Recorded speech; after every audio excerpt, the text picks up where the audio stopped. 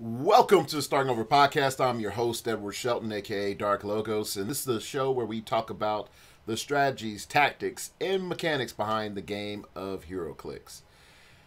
Oh man, it's been a busy week. Um, it's just been a busy week. Debriefing one of my students from Tulsa Rock, working with another student, just primarily making things casual around this time of year, and making my own sort of fun teams, or let me rephrase this: less super technical teams. They still follow the basic foundations of team building, but they're not as hyper competitive. So 600-point game. I play Split Lip, Book of the Skulls, Superman, Flash duo, Green Lantern, Green Arrow duo, Sandman. Who else was it? 38-point Vet Lockjaw, and a 7-point Nurse. Yeah, I think that was my team. So, not as deadly as I could have been, but it was fun because I mean, come on. Superman Flash with a 14 movement. It's awesome. For 38 points. It's awesome. You know it's awesome. So it's just been interesting. Also, I didn't use entities. No entities. So that's another sort of like step up. Um, Anyway, today we're going to talk about a couple of things. You might have say like, well, why haven't you talked about the watch list, Dark Logos? And it's just, it's not worth talking about in depth, really. Um, a lot of the things on there, pretty much everything on there needs to be fixed. I mean, it really does. There's nothing on there that I'm like, oh, it doesn't need to be fixed. No, all of it does. Because and some people might say, well, Proxima Midnight and Bill are the least egregious figures on there. And I'm like, well, they're probably really, they're part of the new meta problems. And the new meta problems is like, okay, we have game states that allow us to shoot and not need line of fire for the initial shot. So Bill pretty much gives every character improved targeting for 38 points. That's not right. Definitely considering that. Well, actually, more importantly, he's making almost any figure Cosmic Spider-Man, and we already knew that was a problem from the get-go. And I'm surprised there hasn't been more outrage. It's like, oh, but you only can shoot the highest point person. Well, usually the highest point person is the deadliest figure on the force most of the time. There are very few times that people put their highest point person as the actual like super support, and there's very few of those figures anyway. Next is Proxima, and Proxima is just the pure fact that you can put spears into people and then they don't come out until that figure's dead, and that's a problem because you don't have to engage. You could just roll and see if you do damage. And then if you have a team that's like, oh, I need to kill something, I just run Bill and I'll run Proxima and then I'll just shoot stuff. So anyway, everything on there needs to be fixed. So today we're going to talk about we're still going to sort of go down this growth series of inside your head game, this inner game stuff, and then what we're going to talk about just sort of more in the vein of knowing what resources to put with your older stuff. So yeah, and yeah, just knowing what resources to put with your older stuff to save you some time and processing. So that's the best way of doing it. Okay, so this is going to be sort of weird because I'm gonna bring up some stuff that I know some individuals is like blah blah blah. I don't like the fact that you study pickup artist stuff. I sort of look at it as a side game, except it's with people. And for folks that don't know, I study psychology for seminary, and I've done chaplaincy. So me metagaming people isn't something new. For example, I had an instance in which I had to tell a woman that her son, I couldn't confirm or deny that her son was back in the ER, in spite of the evening news saying that her son was shot and sent to my hospital. Okay, so I've got literally the evening news saying blah blah blah guy is here, and I'm there, and I have to tell his mother that I can't say if he's here or there because he got shot by his uncle. Okay, so me metagaming people and interacting with people to reach certain ends isn't anything new for me. So I definitely look at it as like, oh, okay, learning for interaction, for fun. Okay. And then all of a sudden I become the super darkness. And let's see with the magic of technology if I can fix that. So, super magic with the lamp. Awesome. But pretty much, here's a story. So, I'm out at the salsa club this last weekend. I'm dancing. And there's some other people there that, had seen me dance before. Some guys had seen me dance before. And when I'm in the salsa club, it's the main one that I go to, it's a small bar-ish like area. I don't drink. You can go to a bar and not drink. And there's smoking outside. So, I don't have to worry about that too much with my asthma and all that good jazz. So, I've gone around the bar several times, and there's like a little space for folks. There's a space for folks to dance. It's a bit narrow, but it's good enough. And so I've gone around the club, and I've danced with probably like 9 women, and I take them out to sort of the middle of the dance floor, just to sort of show like, yo, I'm dancing with somebody else. And you'd be surprised how well that works to get other people to dance with you. Just a little side note for anybody who ever wants to go out clubbing or whatever. You don't have to do super well, but if another woman sees you treat some other woman well, and she doesn't have a problem with you, and you step correct to her and not be a douchebag, you can get a dance. It's not that hard. You're not asking for, her to be your wife or something. It's never that deep. As long as you treat it that way, it's never that deep. You'll get lots of dances. Anyway, so going on, I'm talking to some people that I know there that are regulars like myself. And then one of these guys that, I sort of helped out, comes up to me with his partner, okay, with the person that he's dancing with, and says, yo, man, you a pimp, son. You out there dancing with all these women, dude. And I'm like first off, I'm not a pimp, okay? Not sending these women out there to have, sex with other men. But there was a point where I ended up realizing that this other individual has recognized growth that I've sort of, slightly recognized, but didn't really sort of come to fully. Okay. And so I'm going to try to put it in scales like this, still within the salsa dancing world. I remember my first nights dancing, and I was ecstatic to get 4 partners in a night. 4 partners to dance with in a night. And I was like, hot dog, I'm the man. Now, note, I would actually stick around with those partners a lot longer, just mainly because I was chatting them up and I felt a little bit insecure in the venue. And that helped me get some friends in the venue, okay?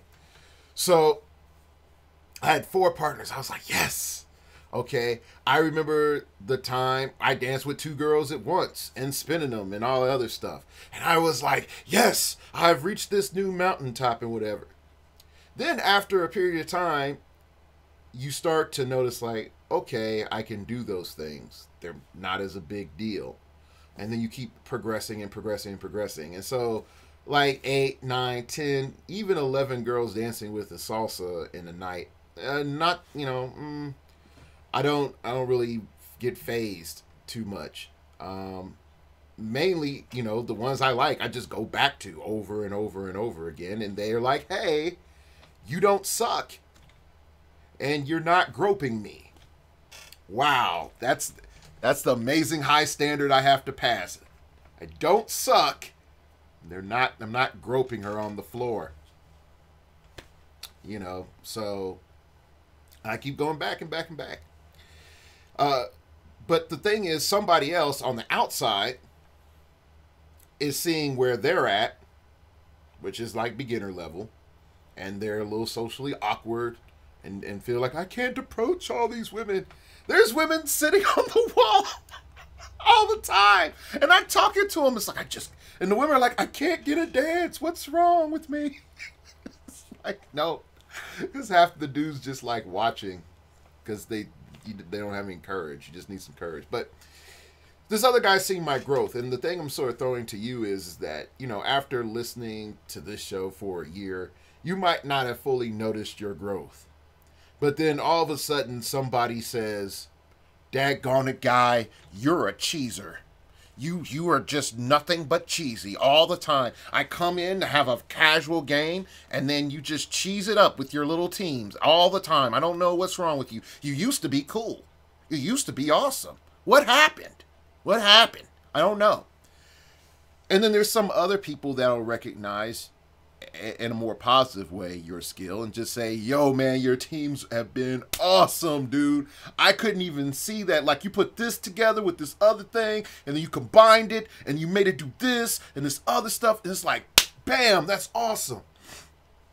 And so, I want you to sort of like take a step back and, look, like again, the heroclix notebook is there for history, for ideas, but also for you to see growth. And you putting in your teams every week allows for a very slow burn. But then you're able to go back during your points of your chemical reaction of growth, if you want to put it like that. And you're able to say like, oh, wow, I thought that for a period of time. Or was I high? Or, wow, that was a really good idea. I need to revisit that. I really had some good ideas during this period of time and bad ideas during this other period of time. What really caused that? And so there's these points where you start to establish like, okay, I can handle 8 meta elements. That's not hard. Whereas, a new beginner is like, can I handle 2 meta elements, please? I can't even deal with 1. And so, the person's going to look at your team, that new guy, and he's going to say, oh, man, you're a pimp. You see all this stuff? You have all these things there. Man, you're like a super cheeser, dude, because, like, you got all these meta elements, and I think I know what's going on, but I don't really know what's going on, and I have my Hulk here with my Indigo Tribe Lantern. And I just wanted to run Hulks that don't get shot. Which actuality was one of my team ideas for this past weekend. It was just running a bunch of Hulks with an Indigo battery just so they don't get shot, okay? So, when it comes down to it, you have this large scope that's in front of you. And you're way farther along than you think. And definitely you're way farther along than when you started listening to me. Or Dial H or whoever else that you've been listening to. If you're just stumbling on, welcome. Go back and listen to some old episodes. Go back to like episode 80. Still good.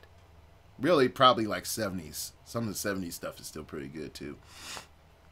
really, I think if you from Amazing Spider-Man forward, yeah, Amazing Spider-Man review forward, good stuff. So coming back, when we look at our new realities that we're facing as meta players, as just in life, a lot of times we won't notice how strong we've gotten until someone else comes up and says, yo man, you're really strong right now. Because here's what I've noticed. As I progress in heroclix, I look at this mountain I'm climbing. And occasionally I look to the side and I'm like, you're climbing this mountain too, guy. Yeah, hey, what's up? What was it like on your side of the mountain? Oh, okay, it's like that. I experienced that. I need to be aware of that on the way down. Thank you very much. Okay. And then there's other people that are sitting at the base of the mountain looking up and saying, Can I climb that? And they're looking at where you're at and not looking at the first few steps that they have to do to climb up. Okay. So, and that's in anything.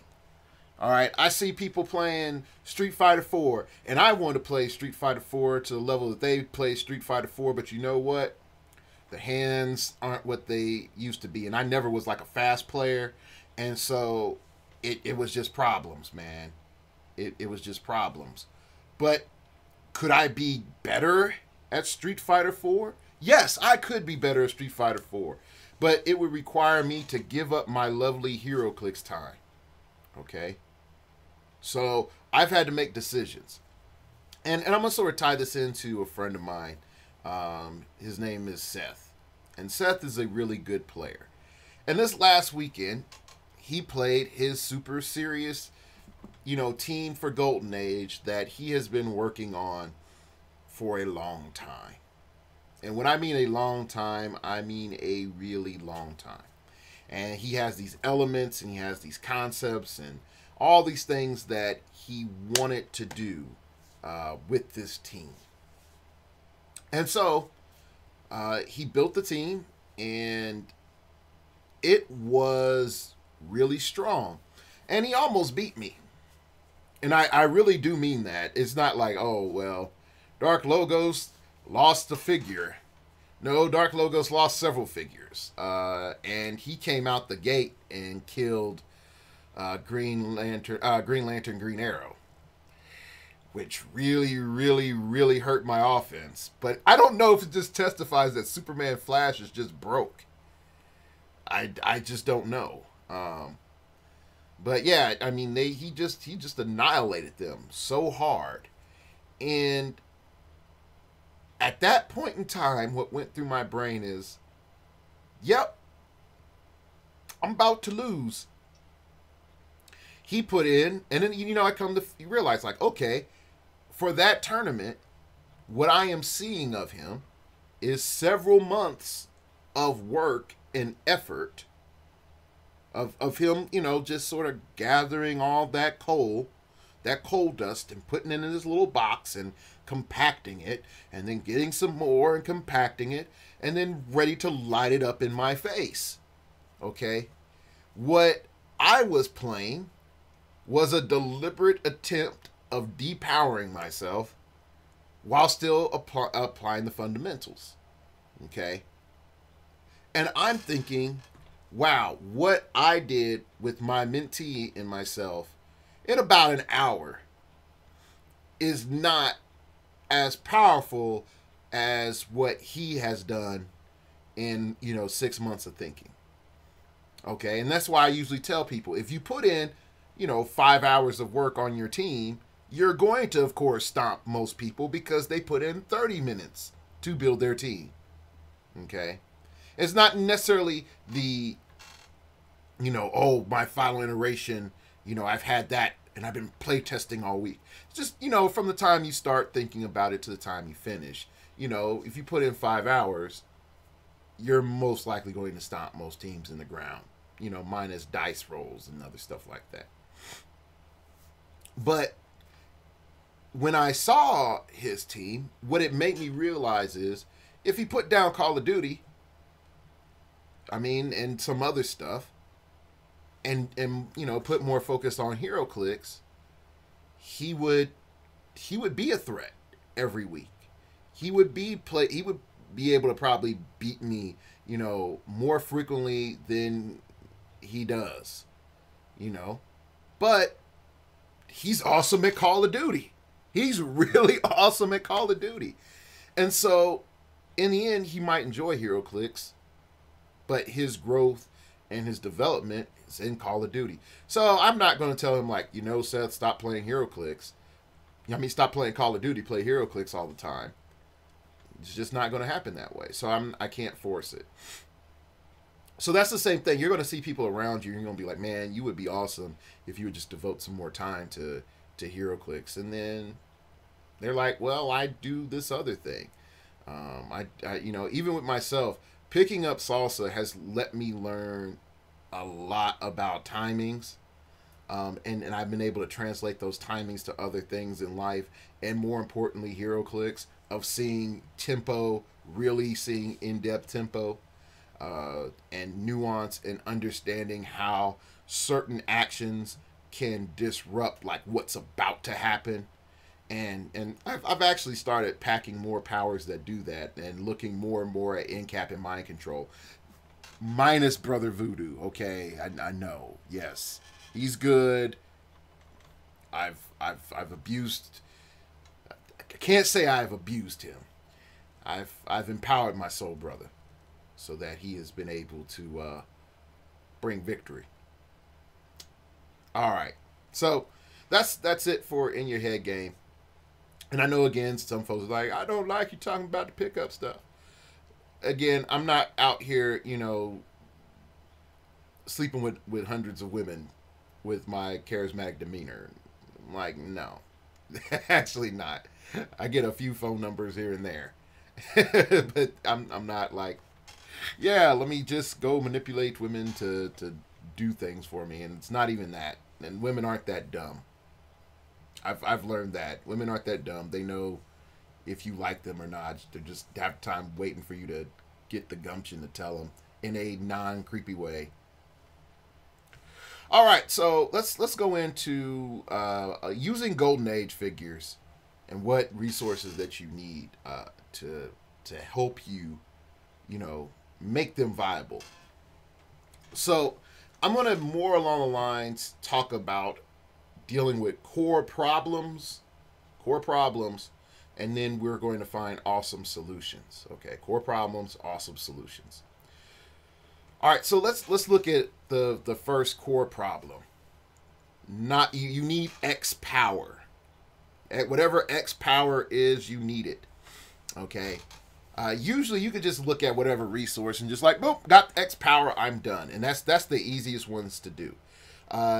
Usually I would tell you, you really need to look for X, Y, Z, and maybe throw in K powers, and then see like, oh, okay, this resource gives me X, Y, Z, and K. You know, this is great. Or this resource gives me X, Z, K, and then threw in a W, and I don't know what to do with W. So you have that. All right. Another a way of looking at it is you could prioritize how well your team would work with X power minus having X power, and then you can sort of determine if you need that resource. The next thing that I would like us to look at is just stats, just pure stats.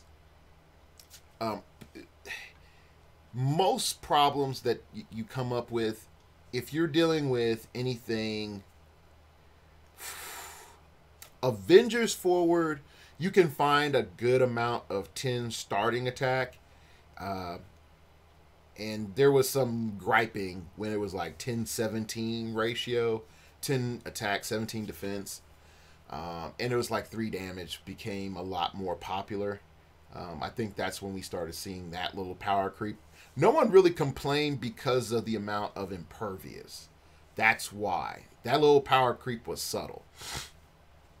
Anyway, sort of going back, when we're looking at just stat mods, there are some there's some resources that give you better stat mods than others depending on what you need. So if you're looking for straight out attack, Book of the Skull, I can't tell you, you know, definitely when you're dealing with like average 10 attacks, you definitely need to run Book of the Skulls. If you're dealing with 9 starting attacks, you have to run Book of the Skull. Okay, and you might say, like, Dark Logos, that's very narrow thinking. Why do I have to run that? Well, if your average attack is 9, and we're looking at the average defense now being a 19 and up after all the silliness that goes on, your chances of hitting is very slim. And you can't afford a slow ramp up of attack values. You just have to be like, boom, boom, boom, boom. I have a 12, so I have a chance to shoot you. You know, so that's what you have to start thinking about. Definitely, if you have a low defense, I recommend. Well, actually, let's go back to attack. If you're looking at attack and you're running, you know, 9s, yeah, Book. If you have some 10s, you can think about Book. You also can think about Power Battery. I mean, not Power Battery, Power Plant. Power Plant is awesome. Just so you can burn that ring, get in that attack, get +1 stats, light them up. Okay, so that's another good option to sort of have on the table. The next one that I'm going to throw to you, just, you know, mainly for attack, is the utility belt. And the utility belt offers us one major advantage, is that if you can carry that figure around, they're going to stay on +1 stats until they do whatever they do. So that's a big advantage to think about. All right, now if we're going to look at defense and covering our low defenses, because if you go all the way back into like Icons land, you're going to see like, oh gosh, like 15 defense, 14 defense. Heck, Daniel Ketch is like a 15 defense. That LE is awesome. It was great with Rip It Up and Haymaker and all that other stuff. But gosh, he was a cannon. Like, he was a glass cannon. Once you threw him out there, he was probably dead. If he didn't kill something, he was probably dead. Now, note, with a heavy, he could kill something like 3 times his points. But buddy, you know, you come back to normal land, and if you're able to get that good shot on him, he's done. So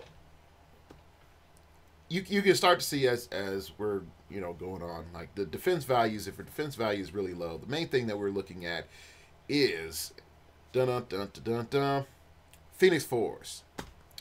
Phoenix Force gives us the opportunity to use defenders and shared defenders, and Despotellis is a hell of a drug. He really is. He's a hell of a drug, and it would allow you to get a character up into base melee range, or just maneuver around the map and just be like, we have a 20D. You know, another one is if you have really deep dials, really low defense, definitely with the defend is chaining that low defense around so you can use support. Just like, oh, 11 attack in a 14D. I guess I just need to not crit miss to heal you.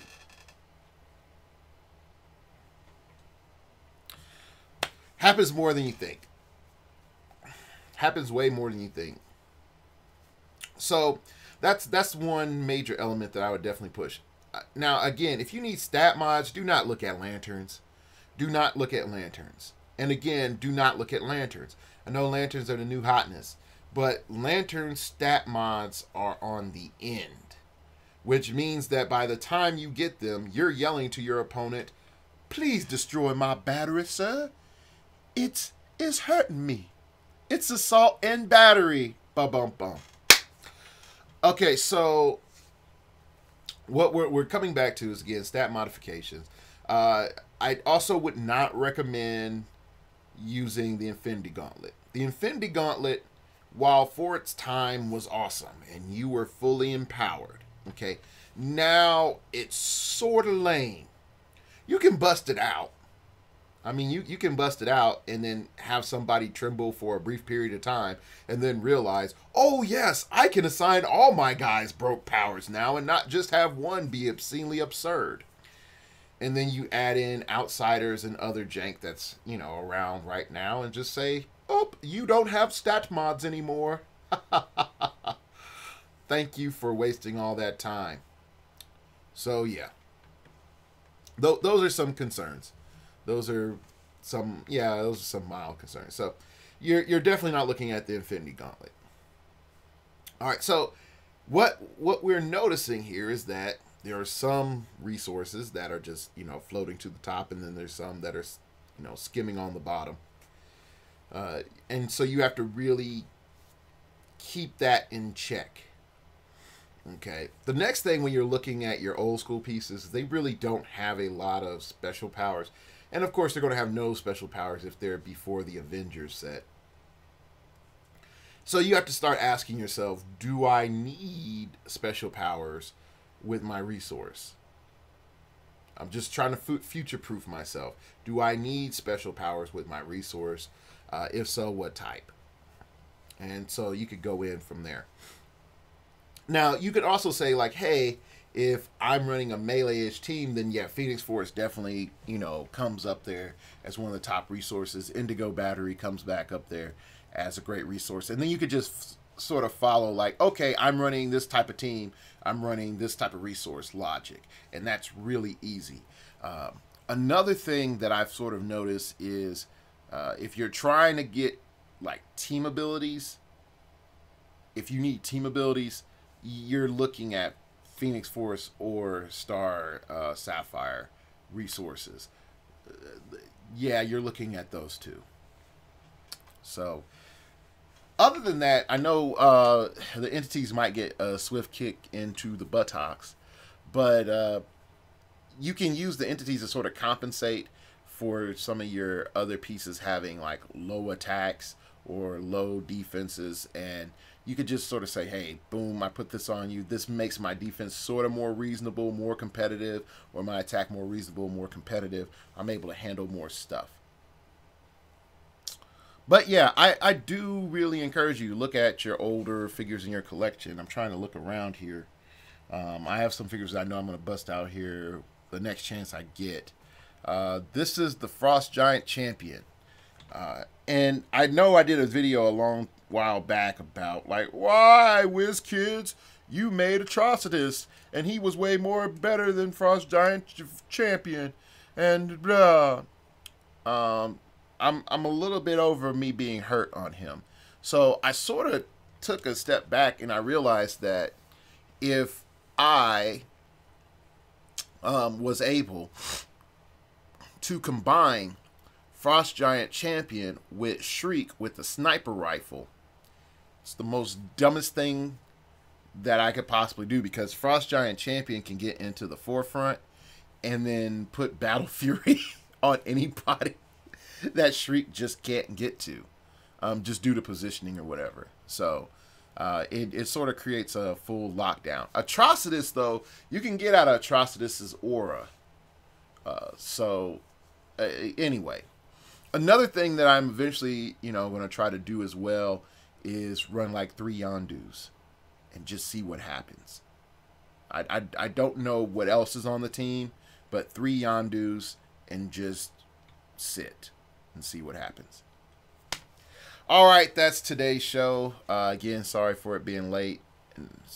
Just busy, tired. My Friday went like this. I went out, danced for like 4 hours, slept 6-ish, went to work 8 hours on a Saturday at Target during Christmas season, came home, slept for a total of 15 minutes, got dressed, went out and danced again for about 5 hours. So yeah, that's what happened. All right. You can follow me on Twitter. It came from outer space and told me, man, you're slowly going deaf in your left ear. side effects of club music and headphones.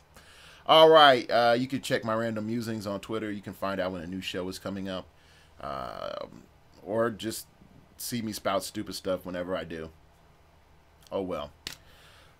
Next up, you can email me at startingoverpodcast@gmail.com. That's startingoverpodcast@gmail.com. If you wish to opine, keep it piffy, keep it interesting, keep it awesome, baby. And tell me about, 'tis the season. What funky little Christmas reindeer games are you playing?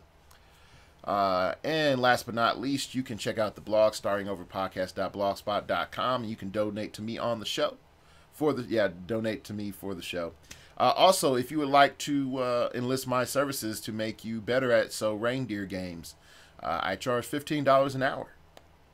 And if you just want to play a straight-up game with dark logos over Skype or whatever else, $5.